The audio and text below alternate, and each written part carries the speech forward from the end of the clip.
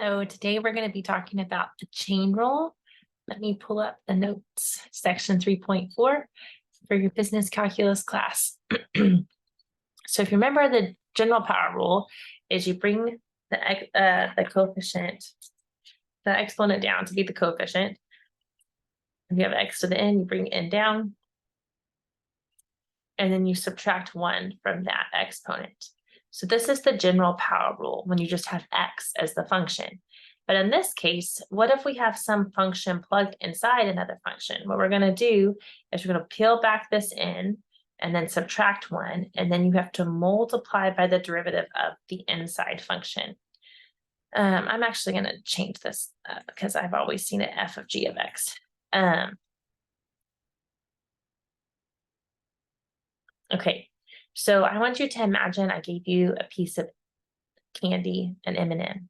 You know, the M&M has a shell layer, and inside it has the,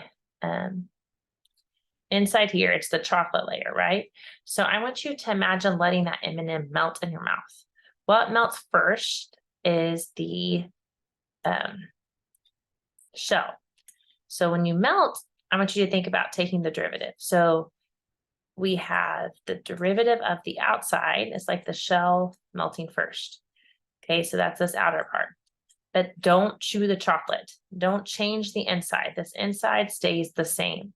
But then eventually you're going to eat the chocolate as well. So you're going to multiply by the derivative of the inside. That's one way of thinking about it, like layers of an M&M. Some teachers say it's like an onion. You're peeling back the layers.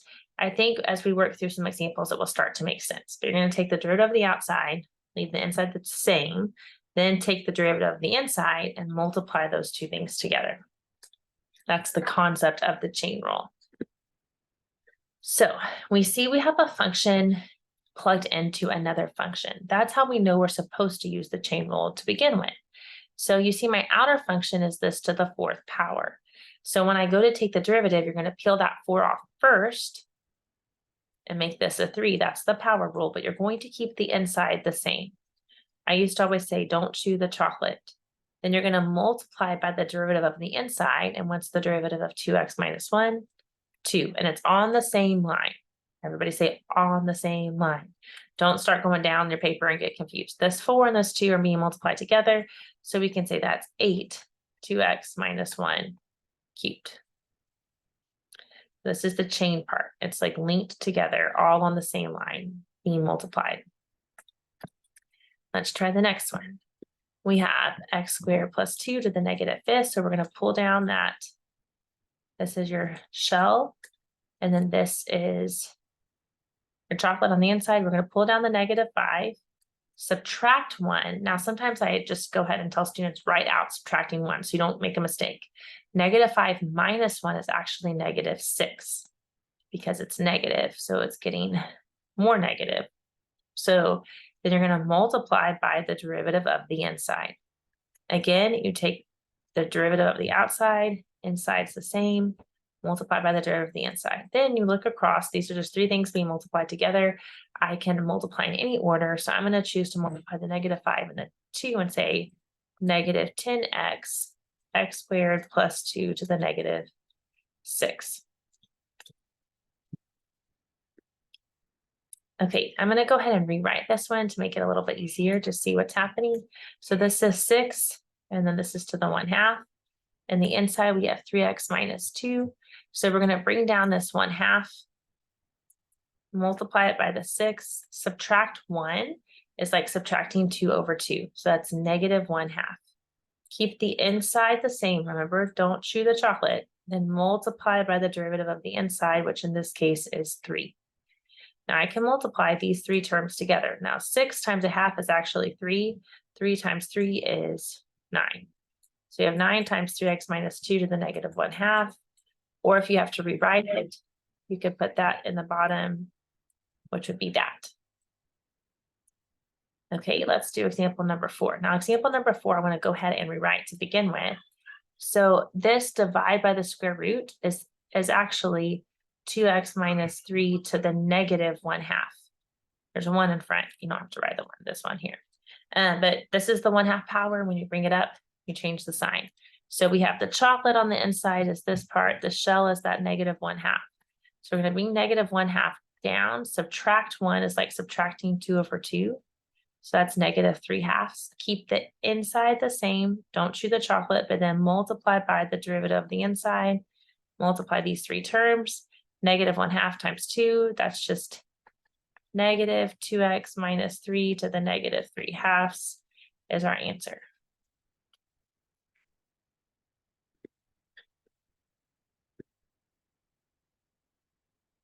Okay, so this is, if you remember log and e to the x, basically the chain rule is built into every single function. And so you just always have to think about taking the chain rule, or doing the chain rule. So if you remember, natural log of x was 1/x. But the natural log of u, as I like to write it, is u prime over u, which is what they have here too, f prime over f. I just was always seen it as u prime over u, or some people write 1/u du, or as one of my students said one time, it's the derivative of the stuff. It's very mathematical, but it works. It helps you think about what the answer is over the stuff. Okay, so for natural log, so say I had the natural log of 3x plus 5. The derivative of this is going to be the derivative of this stuff, which would be 3 over this stuff, 3x plus 5. So it's going to be a fraction, your answer is, when you're taking the derivative of natural log. We'll get more to that. E is very easy. It's just e to the u times the derivative of u, or e to the u prime, or like they wrote, e to the f of x f prime. So basically, whatever's this exponent here, you're going to multiply by that derivative.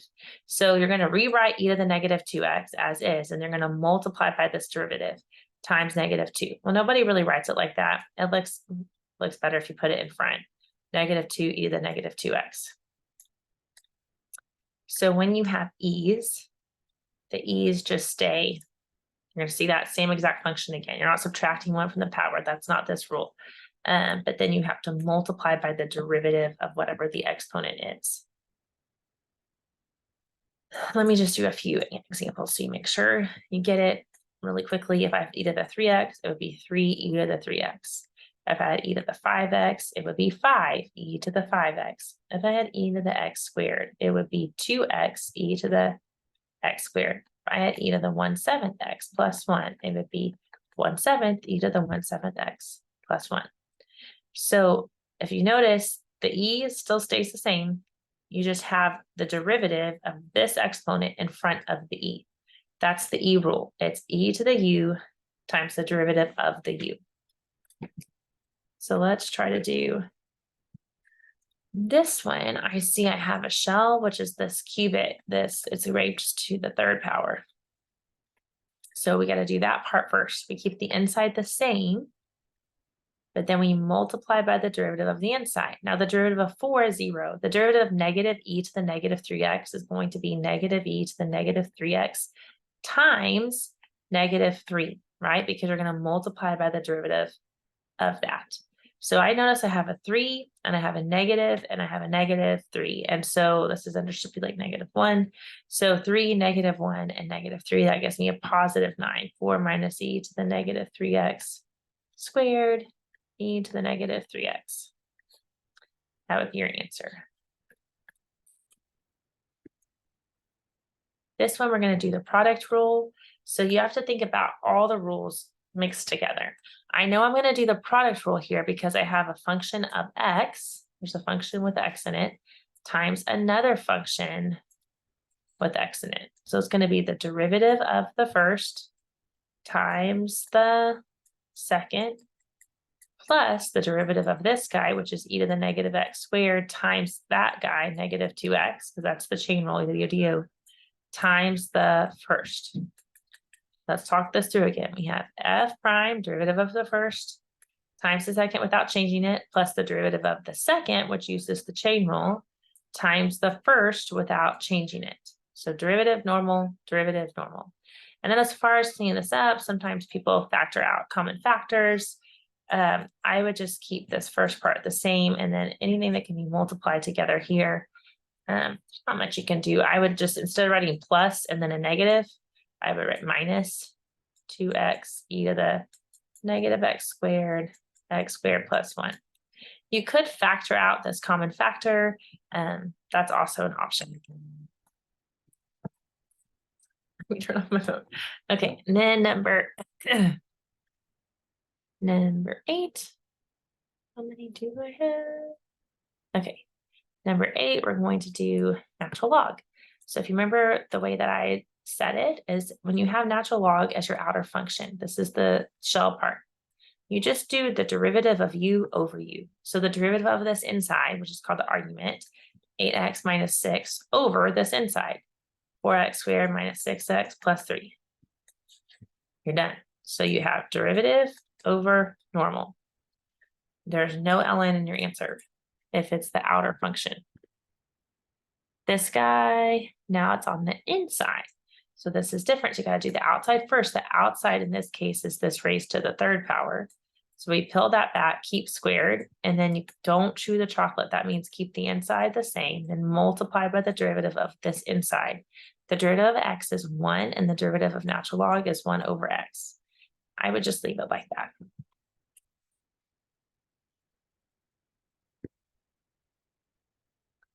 Okay, this one we have a quotient because we have 2 functions of x being divided by one another. So we have derivative of the top, which would be derivative of this u prime over u. So 1 over x plus 1. It's derivative of the top times the bottom minus the derivative of the bottom, which is 1 times the top all over the bottom squared. And then, so we got x over x plus 1 minus natural log of x plus 1 over x squared. And as far as simplifying this, if you don't want it to have a fraction, a trick is to multiply by this denominator. So I'm going to multiply both of these terms times x plus 1, but you have to also multiply the bottom by that. So when I do that, if this distributes to this here, if I put x plus 1 here, those are going to cancel, right? So you're just going to have x minus, then this has to also get multiplied times this guy. You cannot put it inside the argument though. It's just going to be in front of the natural log of x plus 1. And then on bottom, we're going to have x squared times x plus 1. And that's fine. Leave it like that. Okay, 2 more. Find the equation of the line tangent. So anytime you see that phrase equation of the line tangent, remember you're going to do a point and you're going to do a slope. The point is 6 comma f of 6. So plug in 6. So 6 times 36 times 2, what is that? Oh, 72 minus 8. 64. So 6 squared is 64. So 6 times 8. So that is 48. And then the slope is the derivative. Now, when I go to take the derivative of this, it's going to be a little tricky because I have 2 functions of x. I have x, and then I have 2x squared minus 8 to the 1/2. So I have to use the product rule. And within the product rule, I'm going to have to use the chain rule for this part. So it's going to be derivative of the first times the second, and then plus the derivative of the second, negative 1/2 times 4x times the first. Derivative of the first times the second, derivative of the second times the first. And I want to evaluate this when x is 6. So if you remember when I take this part, let's see. That's just a square root of 64. That's what that part is. Plus 1 over 2 square root of 64, because that's 64 when I plug that in. This negative 1/2 means it's in the bottom square root. And then 4 times x is 6 times 6. So 64, the square root of that is 8, plus 4 goes in, 2 goes into 4 2 times. And then the square root of 64 is 8. And then I can say 2 goes into 8 4 times. And I can say divide by 2 is 3, divide by 2 is 2, divide by 2 is 3. So that is just 9. So 17. If all of this simplifying confuse you, you can always just multiply the top, multiply the bottom, divide. or use your calculator simple for this part. I just was not getting my calculator out, so I used some mental math. So we're going to do y minus the y coordinate, which is 48, equals the slope. Where's my slope? 17, which is the derivative when you evaluate it at 6 times x minus 6. So this is the equation of the line tangent to this graph at x equals 6. Point slope. You plug the 6 into the function, you plug the 6 into the derivative. Last one. Where is the tangent line horizontal? Okay, so when you see that key phrase, tangent line horizontal, I want you to think derivative equal to 0, because the derivative is the slope. Remember, when you have a horizontal tangent line, it's 0. Okay, so the horizontal, 0. So in order to take this derivative, I have to use the quotient rule. And within the quotient rule, we're going to use the chain rule. So the derivative of the top times the bottom minus, now when I go to take the derivative of the bottom, I'm going to have the 2 come down, 3x minus 8 stay in here, times the derivative of that, which is 3, so the derivative of the bottom, times the top, all over the bottom squared, which is 3x minus 8 squared is to the 4th. Okay, so as far as simplifying this, they would probably pull out a factor. Oh, actually, yeah. Okay, so let's see. What do we have in common? On top, I see that I have a 2 here, and there's a 2 in that 4, so I can pull out a 2. I have x cubed, and I have this x to the 4th, so the smallest one would be x cubed. I have this guy squared, this guy to the single, so I can pull out that guy to the single because it has to be the smallest one. Okay, so if I pulled out 2 from the 4, I'm left with the 2. I pulled out x cubed from that, so left with 1. I pulled out one of those, so I'm left with 3x minus 8 minus, I pulled out that 2. I pulled out that 3x minus 8. I still have the 3, and I still have 1x because we pulled out x cubed. And so this would simplify to be third, because those are the same factor. Then let's simplify that inside. So we get 2x cubed on the outside. On the inside, I get 2 times 3, which is 6x minus 16 minus 3x. Okay, so when we say tangent line horizontal, and we have a fraction, I want you to think about it as 0 over 1. So basically, you don't have to really worry about the bottom. You do need to remove this discontinuity first. But now I don't have to worry about the bottom. I'm trying to just see, where does the top equal 0? Because imagine if you cross multiplied, this would just 0 out. So you have 2 factors. You have the 2x cubed, or you have, if we simplify this guy, 6x minus 3x is 3x minus 16.